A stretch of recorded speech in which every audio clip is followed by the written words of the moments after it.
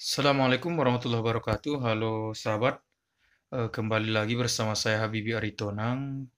Pada kesempatan kali ini kita akan coba kembali menjelaskan pembelajaran tentang ilmu hadis, yaitu pokok bahasan kedua yang berjudul mengenal takhrij al-hadis atau bagaimana metode mentakhrij hadis yang akan saya jelaskan pada video ini.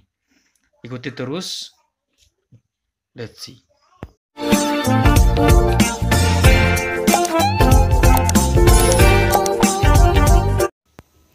Mengenal takhrij al-hadis pada bab kedua ini adalah bab yang dibahas setelah sebelumnya kita membahas tentang keadilan sahabat dan tabi'in.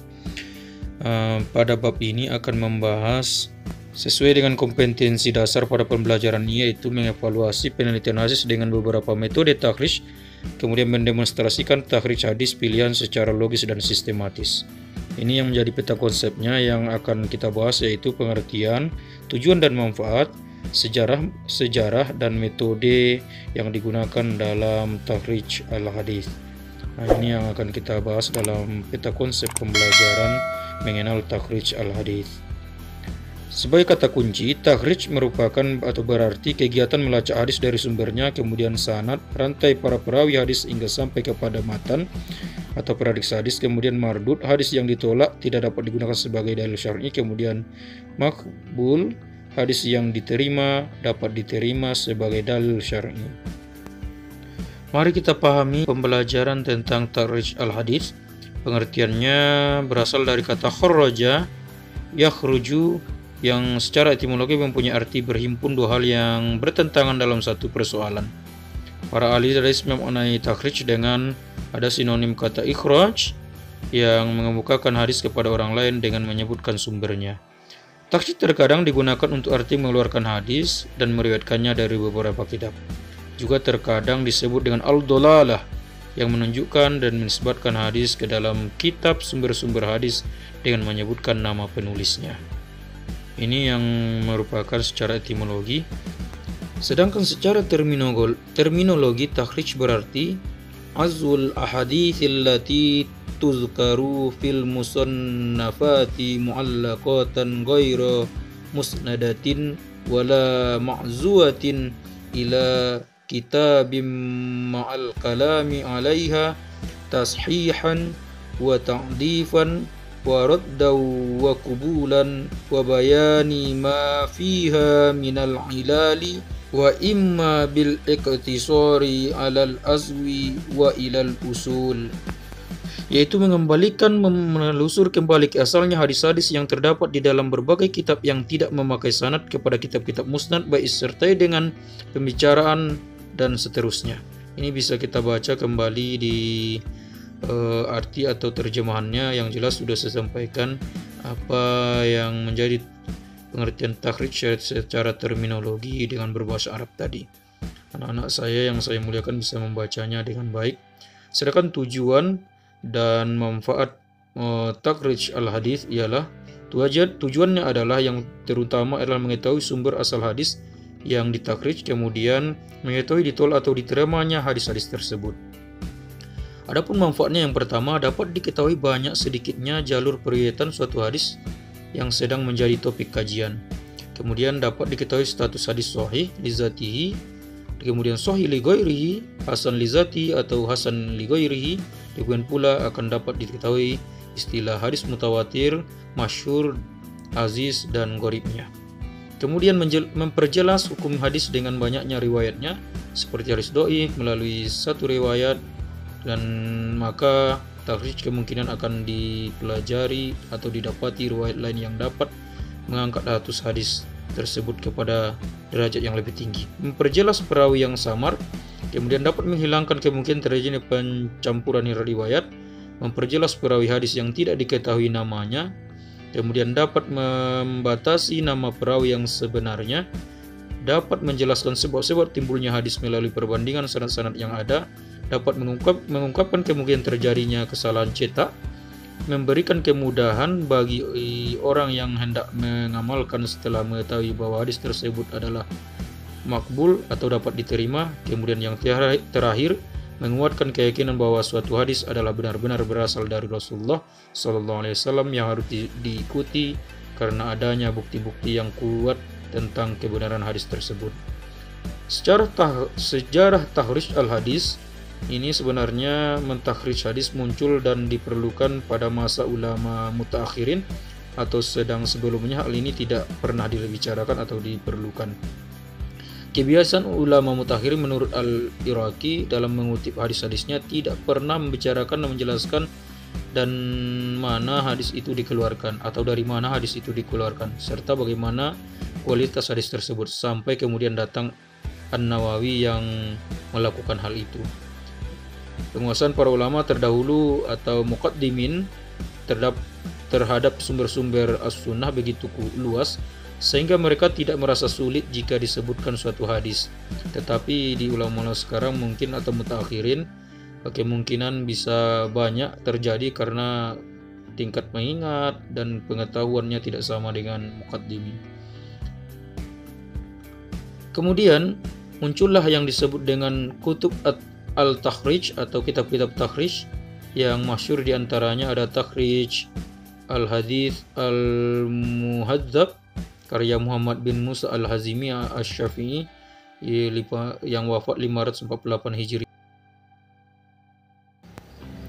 Di sini ada dikemukakan ada banyak atau beberapa kitab-kitab takhrij yang masyhur yang bisa kita baca atau kita lihat judul-judulnya dan siapa yang mengarang atau menciptakan atau karya siapa dia. Nah, ini bisa anak-anak saya atau pembaca yang budiman memahaminya atau menjadikan rujukan sebagai kitab-kitab takhrij yang masyhur.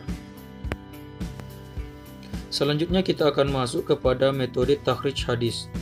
Yang pertama, takhrij berdasarkan perawi hadis dari sahabat. Metode ini digunakan jika kita mengetahui nama sahabat yang meriwayatkan hadis yang akan ditakhrij. Jika tidak diketahui nama sahabat yang meriwayatkannya, tentu tidak dapat dilakukan takhrij dengan metode ini. Ada beberapa kitab berikut yang disusun berdasarkan metode ini. Yang pertama misalnya Al-Masanid, kemudian Al-Ma'ajim, yang sebagai contoh atau beberapa kitab yang menggunakan metode ini. Yang kedua, takhrij berdasarkan permulaan lafaz hadis. Metode ini sangat tergantung pada lafaz pertama matan hadis. Hadis-hadis dengan metode ini dikodifikasi berdasarkan lafaz pertamanya menurut urutan huruf hijaiyah. Misalnya apabila akan mentakhrij hadis yang berbunyi laisa syadidun bisur'ati.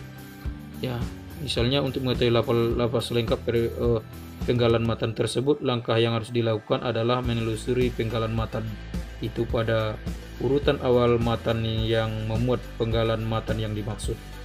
Ini sebenarnya ada hadisnya di sini, bisa kita pahami, kita baca. Sementara cara takhrij hadis dengan menggunakan metode ini dapat dibantu dengan kitab-kitab yang berisi hadis-hadis yang dikenal oleh orang banyak, atau kemudian kitab-kitab hadis yang disusun berdasarkan huruf kamus. Kemudian bisa jadi petunjuk-petunjuk dan indeks yang disusun para ulama. Kemudian yang ketiga, takhrij berdasarkan kata-kata dalam matan hadis. Nah, ini yang perlu kita pahami bahwa metode ini berdasarkan pada kata-kata yang terdapat dalam matan hadis, baik berupa kata benda maupun kata kerja. Kitab yang berdasarkan metode ini diantaranya adalah kitab Al-Mu'jam Al-Mufahras Al-Faz Al-Hadits An-Nabawi karya Dr. Arinjan Pensing, seorang orientalis berkebangsaan Belanda yang meninggal 1939 Masehi. Kitab ini mengumpulkan hadis-hadis yang terdapat di dalam 9 kitab induk hadis sebagaimana yaitu Sahih Bukhari dan lainnya. Adapun langkah-langkahnya, yang pertama menentukan kata kuncinya, yang kedua mencari bentuk kata kunci tadi sebagaimana yang terdapat di dalam hadis. Sedangkan kelebihannya itu mempercepat pencarian hadis dan memungkinkan penerima hadis melalui kata-kata apa saja yang terdapat dalam matan hadis. Yang keempat, takhrij berdasarkan tema hadis. Metode ini berdasarkan pada tema dari suatu hadis. Oleh karena itu, untuk melakukan takhrij dengan metode ini perlu terlebih dahulu disimpulkan tema dari suatu hadis yang akan ditakhrij, dan kemudian baru mencari melalui tema tersebut, sehingga butuh pemahaman yang luar biasa atau keilmuan yang luar biasa dalam memahami atau melakukan metode ini. Ini mungkin bisa kita lakukan bila kita telah mempunyai keilmuan dalam bidang hadis. Yang kelima adalah takhrij berdasarkan status hadis. Metode ini memperkenalkan suatu upaya baru yang telah dilakukan para ulama hadis dalam menyusun hadis-hadis, yaitu penghimpun hadis berdasarkan statusnya, seperti hadis qudsi, hadis masyhur, hadis mursal, dan lainnya. Adapun kitab-kitab yang disusun oleh dasar metode ini, misalnya diantaranya Al-Marasil yang memuat hadis-hadis mursal karya Abu Daud. Nah, ini sebagai contoh saja. Kemudian selanjutnya adalah takhrij berbasis software hadis. Ini mungkin perkembangan teknologi yang mempengaruhinya sehingga kita bisa mempermudah kita dalam memahami metode mentakhrij hadis. Yang pertama mungkin softwarenya adalah Hadits Encyclopedia V2.1 Al-Kutub At-Tish'ah, merupakan aplikasi penelusuran hadis yang dikembangkan oleh Harp, tapi ini hanya bisa dijalankan di Windows 7 ke bawah. Ini ada penampakannya. Bila kita menggunakannya, anak-anak saya yang budiman harus menggunakan multimedia atau komputer semisalnya. Yang kedua, Maktabah Samilah merupakan program populer yang banyak digunakan di beberapa lembaga pendidikan Islam. Software ini memiliki library berisi ribuan kitab dan referensi buku atau kitab lainnya yang berbahasa Arab. Terdiri dari 6.644 kitab. Kemudian hadis web 5.0 atau 5.0 merupakan software hadis lengkap berbahasa Indonesia yang dikembangkan oleh Sofyan Effendi. Isi dari program ini adalah Al-Quran dan terjemahannya, ringkasan Sahih Bukhari, kumpulan hadis Sahih Muslim, ringkasan syarah, dan yang lain segala macamnya. Ini sebagai contoh bila mentakhrij dengan software. Jadi kesimpulannya atau rangkumannya, takhrij al-hadis adalah kegiatan atau usaha mempertemukan matan hadis dengan sanadnya. Ada beberapa metode yang bisa kita pahami yang sudah saya jelaskan di awal tadi. Kemudian di samping metode, takhrij juga mempunyai beberapa manfaat. Setidaknya ada 11 manfaat yang bisa kita ambil dari takhrij al-hadis. Nah, ini sekedar pemahaman kita anak-anak saya sebagaimana metode takhrij al-hadis, dan mudah-mudahan kita bisa lebih paham dengan menjalankan atau mengerjakan pertanyaan-pertanyaan yang ada di bagian Ayo Berlatih. Semoga anak-anak saya bisa menjelaskan atau memahaminya. Yang jelas bisa menjawab pertanyaan yang ada pada Ayo Berlatih tersebut. Terima kasih atas perhatiannya. Semoga pembelajaran ini bermanfaat atau berfaedah bagi kita bersama dan menjadi pahala bagi kita dan diridhoi oleh Allah Subhanahu wa taala. Terima kasih. Assalamualaikum warahmatullahi wabarakatuh.